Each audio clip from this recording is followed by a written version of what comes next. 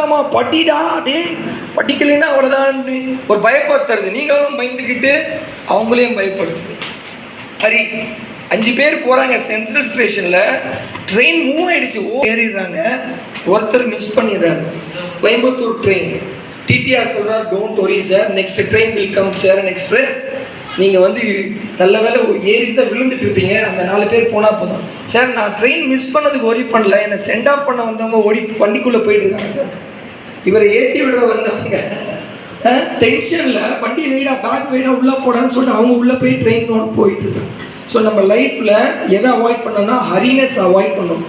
மகரிஷி சொல்கிறது அதுதான். உங்களோட கோபத்தையும் உங்கள் கவலையும் இல்லாமல் இருந்தீங்கனாலே உங்கள் பாடி நல்ல ஜீவகாந்த சக்தி நல்லா இருக்கும், லைஃப்பும் நல்லபடியாக இருக்கும்.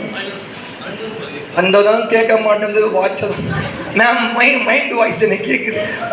எப்போல்லாம் கோவம் வரும்? ஸ்பெஷல் மதர்ஸ், உங்கள் கோவம் எப்போல்லாம் வரும் மேம்? சமைக்கும் போது வரும். வீட்டில் தான் சார் வரும், வேறு எங்கேயும் வராது சார். Very good.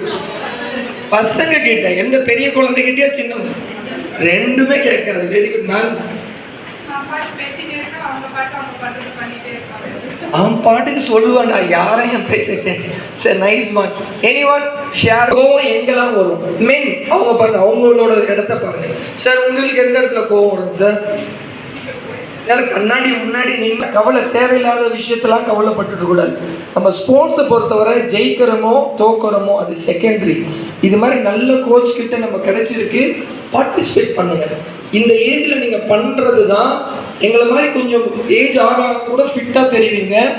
எல்லா ப்ராப்ளத்தையும் பாசிட்டும் பகலுமா எல்லா ஒர்க்கும் பண்ணிகிட்டு இருக்கு.